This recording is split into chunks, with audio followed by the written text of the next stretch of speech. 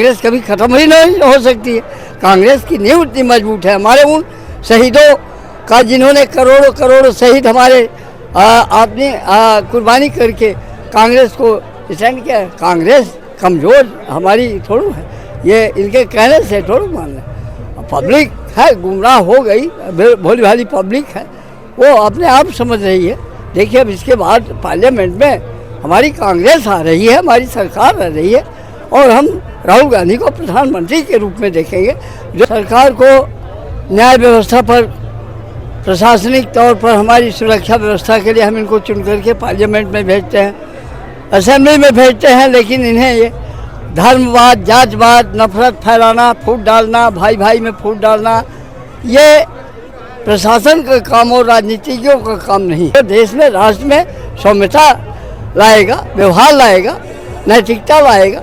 लेकिन लहर तो बीजेपी की है, राम मंदिर भी दे दिया गया है। राम मंदिर कोई मुद्दा नहीं है, क्योंकि अब देखो ना बच्चों में और जन जागरूक लोगों में ये बातें आने लगी कि क्या मंदिर को लेकर के हम भिखारी बनेंगे। शिक्षा, हमारी नैतिकता को ख़त्म करो, शिक्षा को ख़त्म करो, तो ये बातें बच्चों में आने लगी। ऐसा बात नहीं है, धोखा सबसे होता है, सबको भुलावे में ये नाटक करके डाले, कोई बात नहीं। मैं हूं मोहम्मद तनवीर, आप देख रहे हैं द इको लाइव। इस वक्त हमारी मौजूदगी पश्चिम बंगाल के सिल्लीगुड़ी में मौजूद हो। यहाँ पर राहुल गांधी भारत जोड़ो यात्रा में शरीक होंगे, इसकी तैयारी यहाँ पर आप तस्वीरों में देख सकते हैं। हमारे साथ मध्य प्रदेश से आए एक बुजुर्ग शख्स है जिनकी उम्र 90 साल है, मैं उनसे बात करूंगा। हम करुणा प्रसाद मिश्रा है, मध्य प्रदेश के सीधी जिले के विधानसभा चुराहट से आया हूँ। मैं वहाँ का मतदाता हूँ। मैं भारत जोड़ो यात्रा 2 अक्टूबर 2 अक्टूबर से लेकर के कन्याकुमारी वहाँ कश्मीर तक किया, और अब नया यात्रा मैं इम्फाल से और महाराष्ट्र जा रहा हूँ। और राहुल गांधी के इस मनोबल को, क्योंकि एक शहीद परिवार का नवयुवक जो कन्याकुमारी से कश्मीर तक पैदल गया, उस स्थिति में मैं आगे आगे चल कर के साथ दिया, मनोबल को बढ़ाया। ठीक उसी तरह से मैं इम्फाल से महाराष्ट्र के लिए न्याय यात्रा में भी साथ देने को तैयार होकर आया हूँ और चल रहा हूँ। अच्छा, आपके सामने देश में क्या मुद्दे हैं जिस पर सरकार को काम करना चाहिए, बातचीत करनी चाहिए? सरकार को न्याय व्यवस्था पर, प्रशासनिक तौर पर हमारी सुरक्षा व्यवस्था के लिए हम इनको चुन करके पार्लियामेंट में भेजते हैं, असेंबली में भेजते हैं, लेकिन इन्हें ये धर्मवाद, जातवाद, नफरत फैलाना, फूट डालना, भाई भाई में फूट डालना, ये प्रशासन का काम और राजनीतिज्ञों का काम नहीं है। धर्म के लिए इनका काम नहीं है, इनका रक्षा करना, व्यवस्था कानून को व्यवस्थित रखना इनका काम है।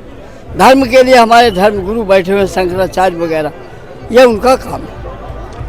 आपने राजीव गांधी की भी सरकार देखी, इंदिरा गांधी की भी देखी, राहुल गांधी में क्या अंतर आपको दिखने को मिलता है? मैंने यहाँ तक कि मुझे सन 60-61 में नेहरू जी ने अपने हाथों से मेरे दाहिने कंधे पर हाथ रख करके चले और कांग्रेस में हम आए, तो तब से लेकर के इंदिरा जी को, राजीव जी को, सबको मैंने देखा, अभी देखा। तो इस परिवार में राहुल गांधी में हमारे सौम्यता, व्यवहार, नैतिकता, क्योंकि नैतिकता तो सबसे बड़ी सीखने को मिल गई उस राहुल गांधी को अपनी माँ से, क्योंकि वो किसी भी कारण से नैतिकता को उन्होंने नहीं खोया। हिंदुस्तान की नारी मर्यादा को उन्होंने बरकरार किया। लोग उनको विदेशी कहते थे, लेकिन उन्होंने हिंदुस्तान की नारियों की मर्यादा को बरकरार रखा और साथ ही नैतिकता को भी बरकरार, क्योंकि पद की लालच में वो कभी काम नहीं की। इसलिए नैतिकता हमारे राहुल गांधी में भरी पड़ी। तो क्या आपकी नज़र में कांग्रेस खत्म हो रही है जिस तरह से बीजेपी? हमारे कांग्रेस हमारे नज़र में ख़त्म नहीं हुए। कांग्रेस बड़े अच्छे ढंग से, कांग्रेस कभी ख़त्म ही नहीं हो सकती है। कांग्रेस की नींव इतनी मजबूत है। हमारे उन शहीदों का जिन्होंने करोड़ों करोड़ों शहीद हमारे आपने कुर्बानी करके कांग्रेस को स्टैंड किया है। कांग्रेस कमज़ोर हमारी थोड़ा है, ये इनके कहने से थोड़ा मान लें। पब्लिक है गुमराह हो गई, भोली भाली पब्लिक है, वो अपने आप समझ रही है। देखिए अब इसके बाद पार्लियामेंट में हमारी कांग्रेस आ रही है, हमारी सरकार आ रही है और हम राहुल गांधी को प्रधानमंत्री के रूप में देखेंगे, जो देश में राष्ट्र में सौम्यता लाएगा, व्यवहार लाएगा, नैतिकता लाएगा। लेकिन लहर तो बीजेपी की है, राम मंदिर भी दे दिया गया है। राम मंदिर कोई मुद्दा नहीं है, क्योंकि अब देखो ना बच्चों में और जागरूक लोगों में ये बातें आने लगी कि क्या मंदिर को लेकर के हम भिखारी बनेंगे। शिक्षा हमारी नैतिकता को ख़त्म करो, शिक्षा को ख़त्म करो, तो ये बातें बच्चों में आने लगी। ऐसा बात नहीं है, धोखा सबसे होता है, सबको भुलावे में ये नाटक करके डाले, कोई बात नहीं। क्या नाम हो और कहाँ से आए? बताया तो, मेरा नाम करुणा प्रसाद मिश्रा, मैं 90 वर्ष की अवस्था में हूँ और मैं भारत जोड़ो यात्रा में चला और अब इस न्याय यात्रा में भी चल रहा हूँ। अच्छा, आपने कोई चुनाव लड़ा है कि नहीं, कभी कभी टिकट पार्टी से? कोई कभी नहीं, बात ही नहीं की है, हमको नहीं चाहिए, क्योंकि इसमें बददुआएं मिलती, सबका काम बराबर नहीं होता, बददुआएं मिलती। कैसे आप आए इधर, कैसे आए? मैं तो गाड़ी से आया, बस आया, ट्रेन से आया, फ्लाइट से इम्फाल गया। तो जहाँ जहाँ राहुल जी हाँ हर हम पूरी जा रहे हैं, पूरी जा रहे हैं। शरीर में दे रहा है आपका कोई? बिल्कुल, देख लीजिए, अभी तो मुझ में 90 वर्ष की अवस्था में देख लीजिए, मैं आगे चलता हूँ और चलूँगा। रात में रुकते कहाँ है? हम उसमें सबके साथ रुकते हैं, सबके साथ।